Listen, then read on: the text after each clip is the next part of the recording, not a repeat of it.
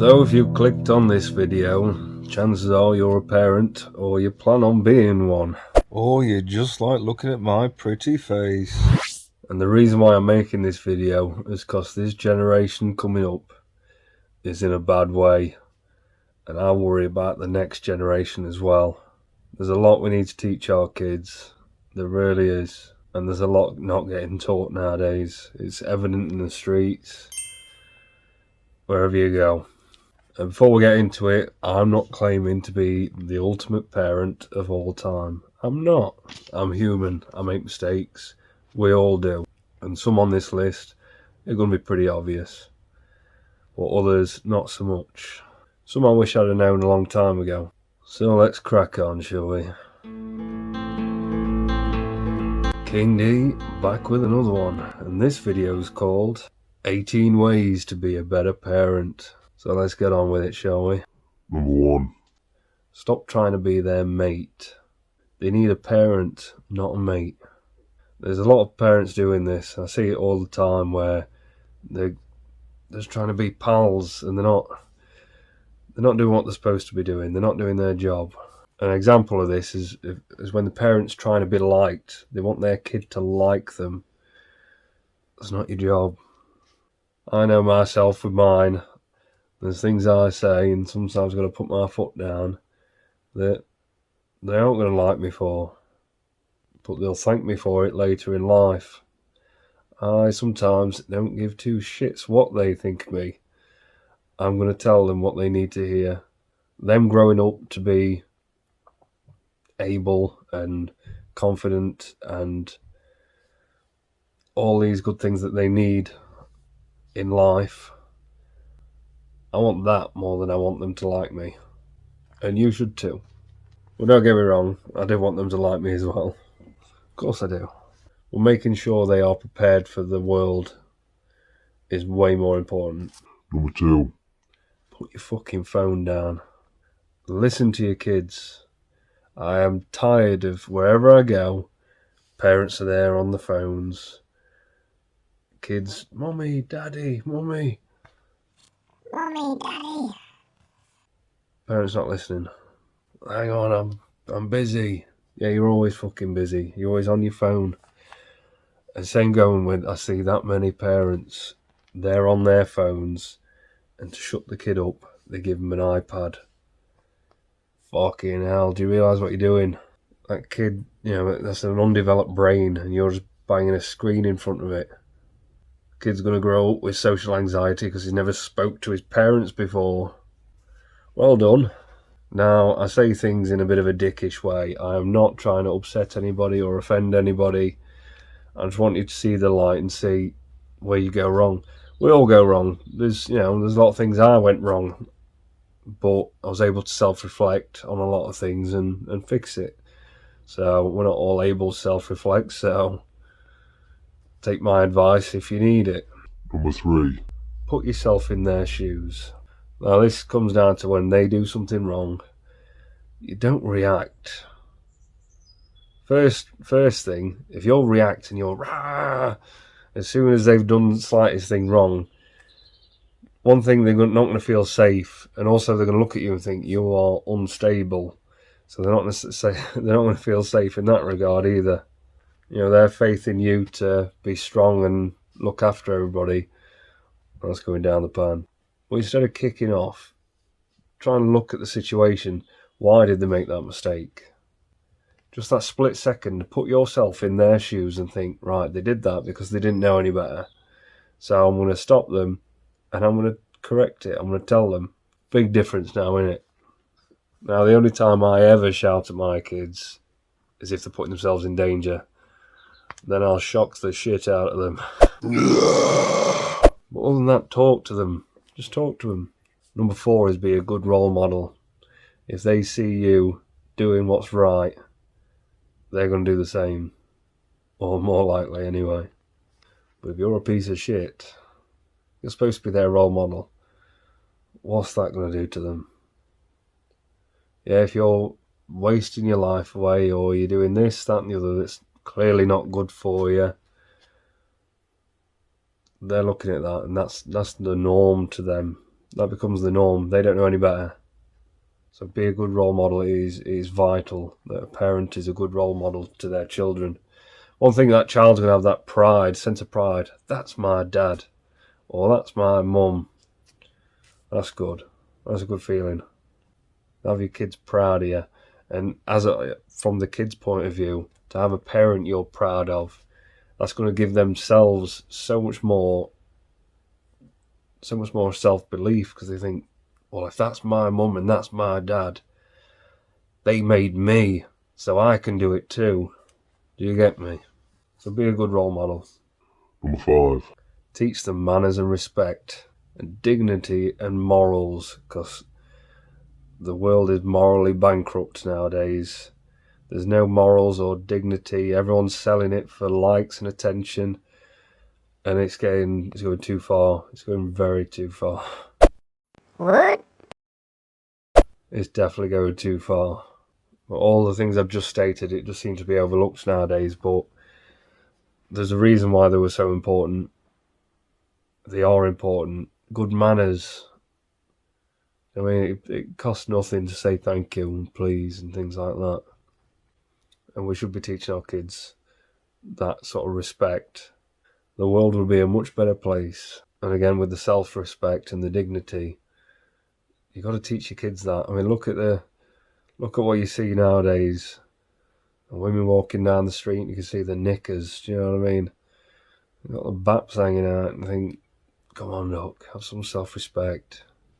But no one's teaching them that now. Although modern feminism's teaching them that that's fine, that's good, it's empowering. It's not. Stop it. Number 6. Look after yourself. There's a reason that if a plane's crashing or whatever, that you've got to put your mask on before you put your kids' one on. There is a good reason for that. You can't look after them if you're not looking after yourself. So stay healthy. And if you're not healthy and you're not mentally healthy, cut out the bad shit and start practicing good, healthy habits. Replace the bad habits for good ones. So if you like doing a bit of drugs, or you drink too much and you party all night, whatever your vices are in life, cut them out. Maybe you're scrolling on social media and that's your vice. You're on it all day long. That's killing your brain cells as well. Get the fuck off it. Practice meditation. Go out in nature and get your kids out in fucking nature and all. Because kids nowadays, you never see them out. They're all gaming. You cannot be 100% if you are not 100%. And you can't be 100% for your kids. So look after yourself. Number 7. It's their life. It's not yours. Don't be living through them. All the things you wanted to do, you're forcing it on them. Don't do that. It's their fucking life. Don't force them into things they do not want to do, if they really don't want to do it. Some things they don't want to do, but they're going to have to.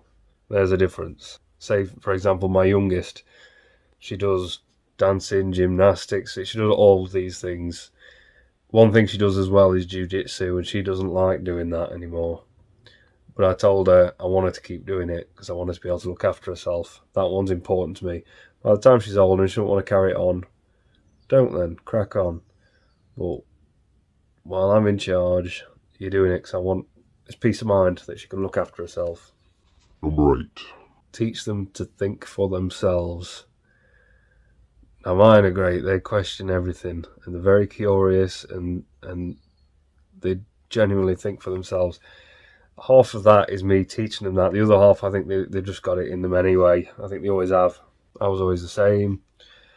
Question everything, because the world, it just seems like it's spinning one big lie, and we're all trapped in this web of lies, and it's all a load of bollocks.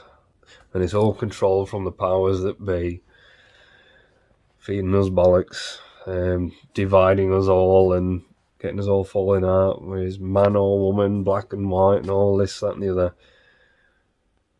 It's the media and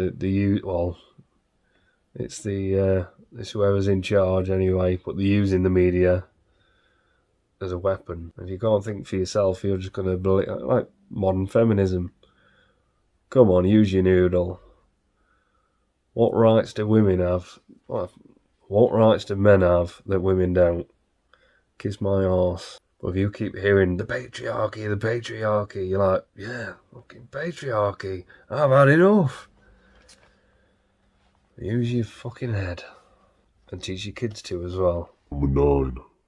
Be the parent you wish you had. Number 10. How you talk to your kids is how they're going to talk to themselves in their heads. So really think about how you are talking to your kids. If you're belittling them, shouting at them, nagging them all the time, that's what they're going to do to themselves when they come of age. And if you're negative to them all the time, they're going to have this negative self-talk for the rest of their lives if they're not careful. So think about how you're talking to your kids. Number 11. Explain the dangers of this modern world and prepare them for it. Now, I'm talking the likes of social media and phone technology and how everyone's overstimulated and no one can concentrate anymore, or everyone's socially awkward and anxiety and depression and all this shit. The modern world that's doing that to you. And I teach my children what's occurring and why they're doing that. And when they come to mine, I mean, the youngest two, they've got phones now. We stick them in a box and they stay in the box. We're having family time. And I suggest you guys do the same.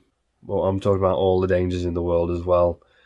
I mean, there's things I wish I'd have known in my adult life. I mean, maybe my parents didn't know themselves. You know, things we just learn along the way.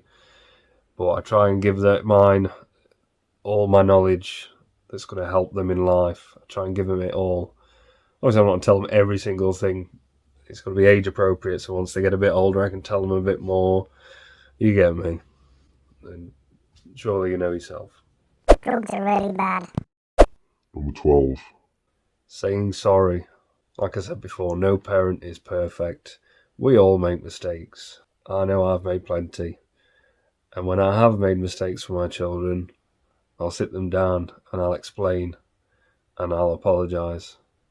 Because I don't want them burdened with this, whatever I've done wrong, with that staying in their heads. You know, it's going to cause some level of trauma, whatever it is. Even if I just told them to shut up, I can look back and think, shit, I told them to shut up. I lost my rag a little bit there. Well, I don't really tell them to shut up, but you get me. As an example.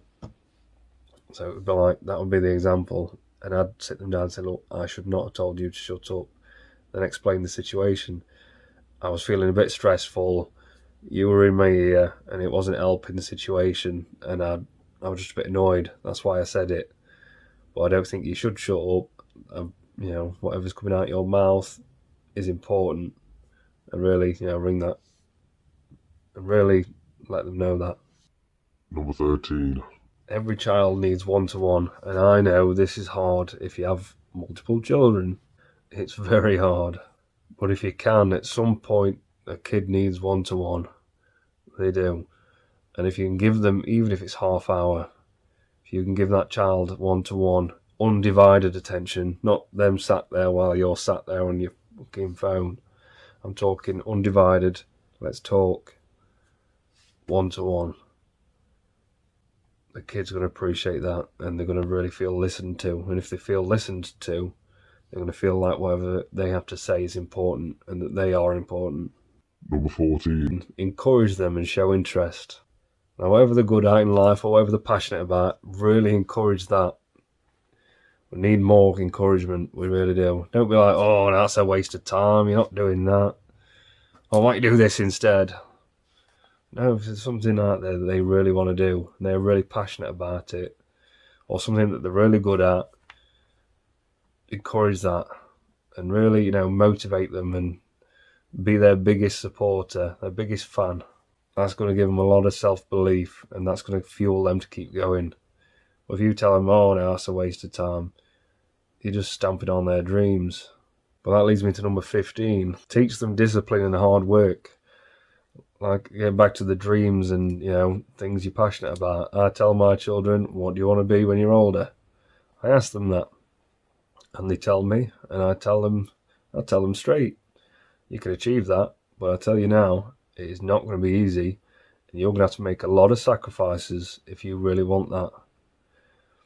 And I tell them about social media and phones. I says, if you want to get sucked into the whole world of social media like everybody else, and you're posting selfies every day and you're texting all your mates constantly all the time, instead of mastering your craft, you ain't going to be the things you want to be. I'll tell them how it is. They really need to know that discipline and hard work is vital for anything that you're doing in life. It's alright telling kids you can be whatever you want to be, but there's a bit more to it than that. Number 16. No means no. The amount of times I see parents do this one, where they've told the kid no, and the kid's had a little tantrum, and the parents gone, oh, fine, and give them whatever they wanted. What you just taught them? You've taught them that, oh, if I kick off, I'll get what I want. Then you wonder why you've got a little brat on your hands. That's why no means no. Now mine, they'll ask me something, and if I say no, they go, oh, okay. Because they know no means no. They could, I mean, my youngest, she is a very defiant one. I've, many standoffs with that child since she could walk, since she could talk. She always had that about her. She was going to be boss, and she was always going to get her way. And so she'd test me, but never will I give in. And she would try and make my life hell to get what she wants. Crack on, duck. Crack on. You want to sit on the floor in the restaurant because you didn't like where I wanted you to sit, and you're going to stare me out for the entire time while we have this meal. You do that, duck. Crack on. I could tell you loads of stories about that girl. But as time goes on, she's like, I mean, she's a unique individual. Normally they pick up on this very quickly, which she did, but she wasn't going to let it go. Like my son, tell him anything, he's like, oh, that's fine. No dramas. Whereas the youngest, they learn eventually. And now she knows I could kick up a fuss and have a right drama, but he's going to say no anyway, so I'm going to spare him the drama and spare my energy, because I can't be asked to have a massive tantrum when it's not going to make any odds. Do you see what I'm saying here? You're making a rod for your own back when you give in to them all the time. Stop it. Number 17. Ask your kid for advice, even if you know yourself what it is. Imagine how empowering that is, to have your parent ask you, what do you think I should do? Their views suddenly feel so valuable. And I think, wow, he really wants to know what I think. A little tip, that one. Try it out. Number 18. Just love and respect them. And if you do that, they're going to love and respect themselves. And that's what we want. And we'll call that one done. So, like the video, drop us a comment, subscribe, tell your friends, and be the best you. And do it for you and your kids. Cheers.